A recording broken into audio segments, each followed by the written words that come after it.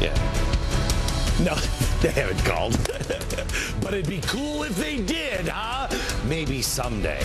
Welcome to the Glenn Beck program. In case you missed the network news last night, let's face it, almost everybody in America does these days. The TV networks covered stories like the gay marriage Proposition 8 ruling, BP oil spill, the workplace in Connecticut, the shooting in Connecticut that was race-based. And they also covered the president's 49th birthday. It was great. Today, they sang to the president. President Obama is in his hometown of Chicago tonight. It's his 49th birthday. He flew to Chicago today to celebrate his 49th birthday. Yeah. We actually had to go back and look at all of the footage because I couldn't believe they missed they had all the details of the president's birthday, but no mention of the healthcare smackdown the president received courtesy of Missouri. Tuesday's Missouri Proposition C passed 71 to 29%. That's an old-fashioned butt-kicking. It would create a state law barring the government from requiring people to have health insurance or from penalizing those who don't. Maybe not mentioning the rebuke was the network's, birthday present to the president. The only problem I'm left with is, how do you explain every other day of the year for the networks?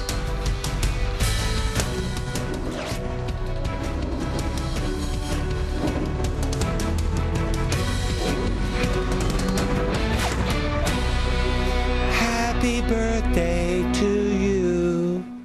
Hello, America. Oh, teachers. You worried about your job?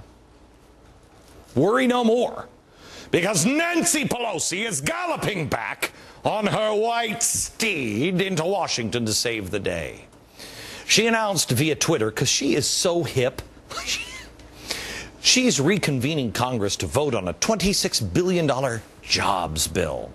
Oh, it's going to work this time. Yeah, just like, the stimulus bill saved all those jobs. Wait a minute.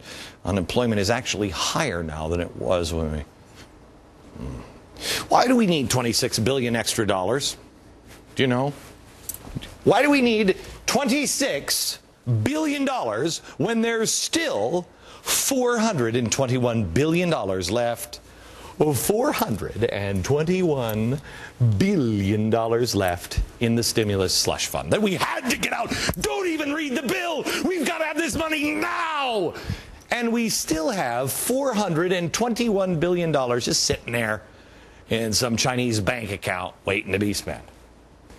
Didn't the president say that we needed, what was it, $787 billion? I think it was $787 billion.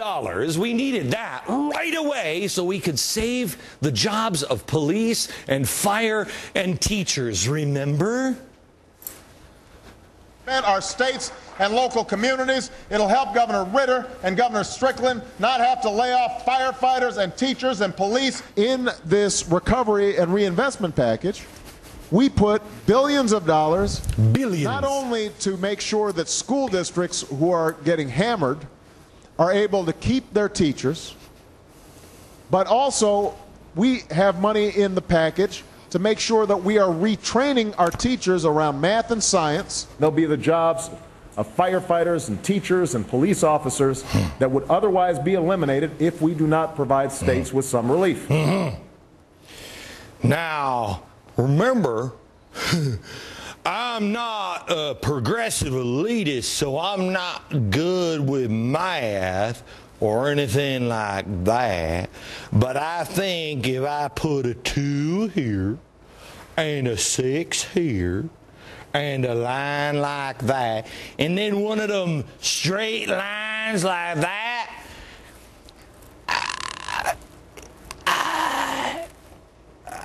I think there's money left over, but I need a calculator or somebody from Harvard to figure it out. You know how much is left? Enough to hire 10 million teachers. 10 million teachers. If we pay them the average salary in America. There are only 6.2 million teachers in America right now. So we have enough money to hire 10 million. Why is Nancy Pelosi on her steed riding back in? Why? Why do we need more money? We still have $421 billion left. Well, it's because she loves teachers. Have you seen that guy on television? He's insane. He hates teachers and hates children, too. Oh, yes, I do. I want them all to be destroyed. But how? See, you're a conservative. So you hate children. You hate anybody that's different than you. You hate teachers and cops and firemen. Oh, this isn't working out. Progressives, they love them. They love the flowers and the trees and the birds and the bees and the children and the teachers and the pigs. I mean, the cops. They love them all. They love the baby cat, the troops. They love them all.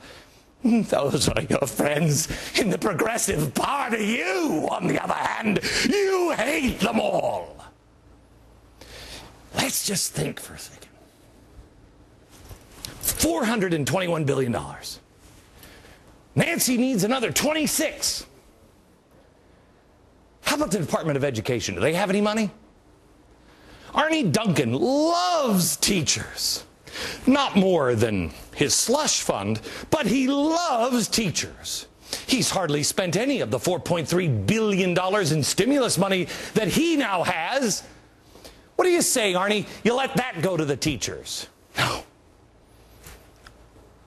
No. He'd rather lay those teachers off before his funds are raided. Oh, yeah. You see, because the problem is much, much bigger than just teachers and their salaries. It's the pensions. Yeah, the pensions are wildly out of control. You see, those in charge knew that we're screwed with the pensions. They saw it coming. They designed it. Why? Well, let's look at what's been promised and what it takes to pay for it. And we, like dummies, no. We, like sheep, we're led. See if this makes any sense to you. California fireman, big fat guy like. He retires at the age of 50. He's making $125,000 a year. He'll retire with a pension approximately $94,000 a year. 50. Now, how many people does it take underneath him to pay for that pension? 19. 19. 19 firemen underneath him paying for his retirement, making $50,000 a year, and putting 10% of their salaries into his pension. All of them have to take 10% and pay it here. Well, that's not happening in a lot of cities. Highest we found was 8%. Some are 6%. Some are 4%. Most are 0. You pay it all. So the unions have convinced the firefighters that this was sustainable. And the politicians helped them. Now, when these 19 firefighters retire to pay their pensions, how many? Only 352 firefighters making $50,000 a year and putting 10% of their salaries into pension to pay for 1 year of each of those firefighter pensions. Man, I think your small town will never, ever, they'll be there with water and a match. How many firefighters do you need, America? You see, we all wanted to buy into the bull crap. We all said it'll never get worse than this. We all said it'll never end. We all bought into the lie that you can have it all. It's a lie. It works for one generation, one. And then what? These people who have risked their lives get screwed, and they blame it on you and me. It is the union. It are the criminal union bosses, along with politicians, that they don't care anything about you or the Constitution or the Republic or your city. They don't care. Do you think this math works? Here's our fearless leader during a press conference yesterday with the AFL-CIO. I want to thank the AFL-CIO for all you've done to fight for jobs, to fight for tax cuts for the middle class, to fight for reforms that will rein in the special interests, and to fight for policies that aren't just going to rebuild this economy, but are actually going to put us on a long-term path of sustainable growth that is good for all Americans. What planet have I landed on? Did I slip through a wormhole in the middle of the night and this looks like America? It's like the damn Planet of the Apes. Nothing makes sense.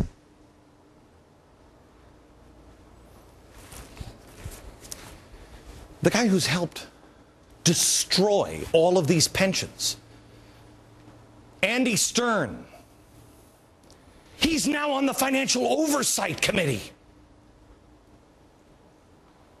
Is this who we want to take advice from? The unions, who have collapsed all of the businesses, who have collapsed all of their pensions. They're bankrupting everything they touch, and we go to them and we say, hey, tell me, what should we do? It's like getting marital tips from Tiger Woods. Hey, I got an idea. Let's appoint the guy who designed the Edsel and the Yugo to head up GM. This is how crazy it is. That actually might be an improvement. Let's get the inventor of Betamax to be our technology czar. Yeah. Hey, the guy who created smokeless cigarettes, he's our new EPA chief. We are turning to the epic failures of our time and hoping that they will fix it. How? I don't know if God is even powerful enough to help him fix it.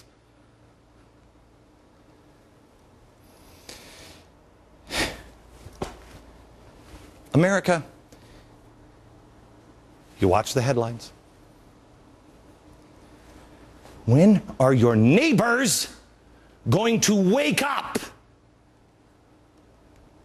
Our cities are now being forced into drastic measures and make cuts. And guess what's first up on the chopping block? The teachers, the cops, the firefighters. Well, of course, that's the first thing you cut. Why? Why? Well, progressives, they don't want to make any cuts. Why do you hate the children? Do you remember Cloward and Piven? Cloward and Piven, the 1960s dope-smoking hippie crowd that wanted to destroy America then. They think the best way to get their socialist utopia is to financially collapse the current system and then start all over again. Let's look at the cities. For anybody who thinks, oh, that's crazy.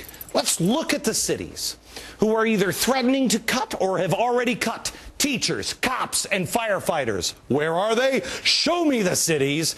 Wow, what do they all have in common?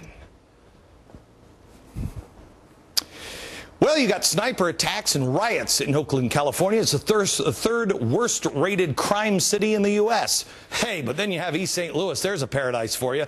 Crime index of 3. That means it's safer than only 3% of cities in the country, which means it's only slightly safer than Oakland. They just cut 19 officers and will have at times, but only the most dangerous night shifts, only 1 cop. Thugs practically shoot at the cops for sport in Philadelphia. It's so bad that the mayor had to ask citizens to help the police. You gotta be kidding me.